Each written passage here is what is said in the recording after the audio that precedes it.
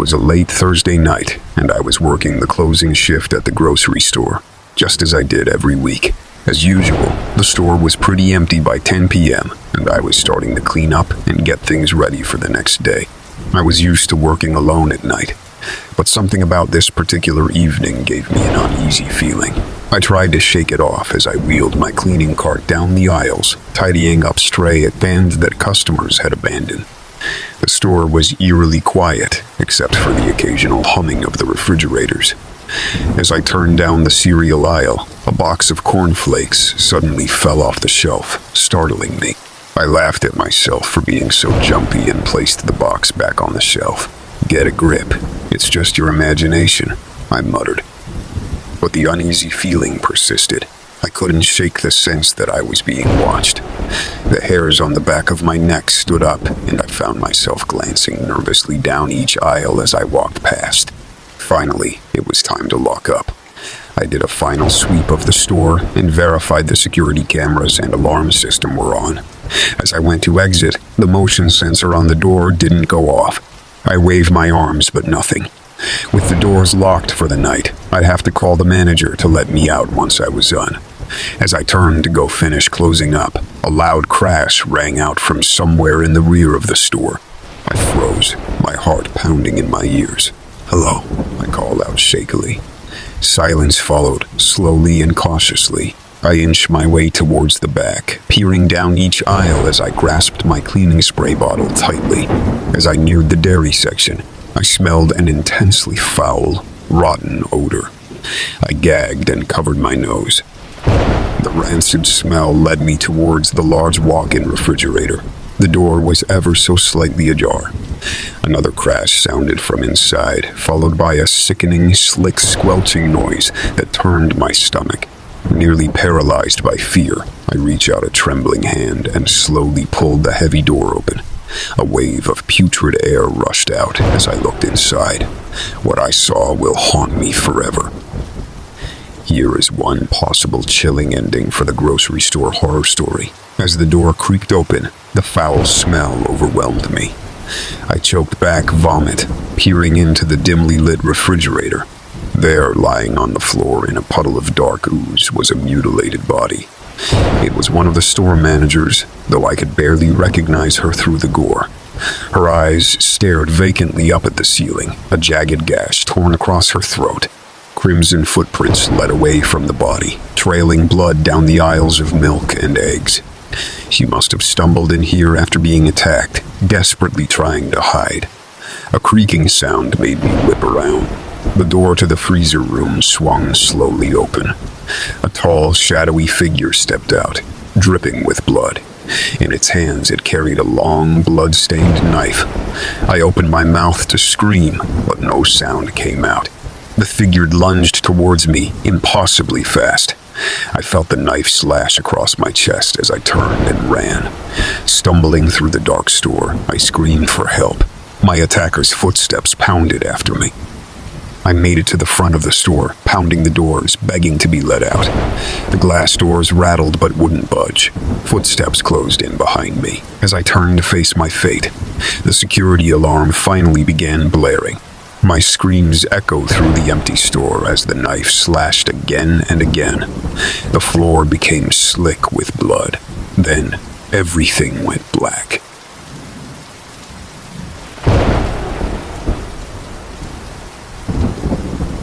It was a typical Thursday evening, and I had stopped by the grocery store on my way home from work to pick up a few things for dinner.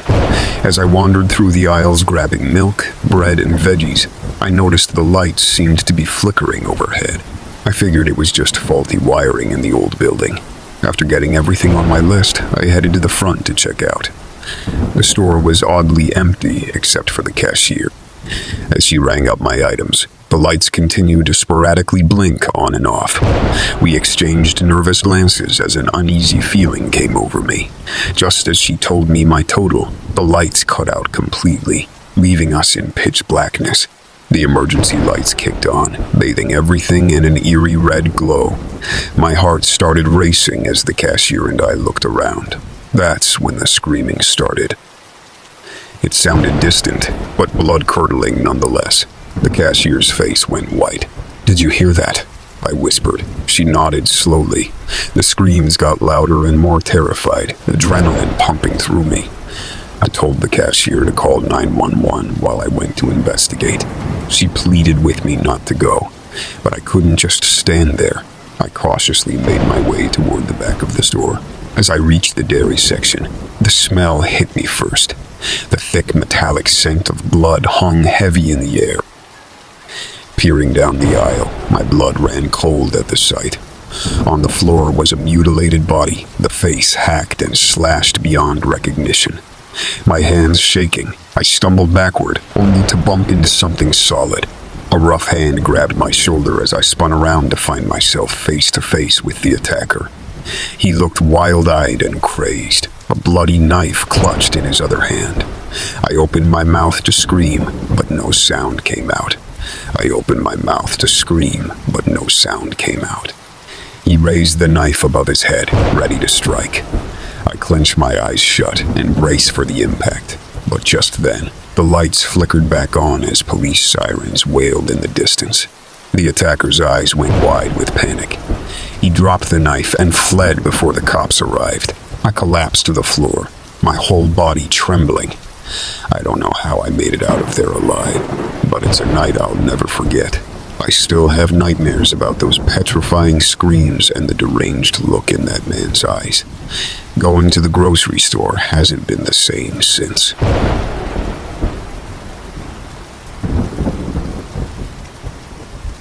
It was just supposed to be a routine grocery run.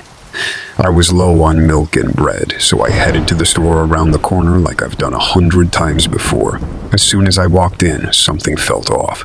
The fluorescent lights were flickering, and the aisles were empty. No shoppers, no employees restocking shelves, no chatter or noise. Just eerie silence.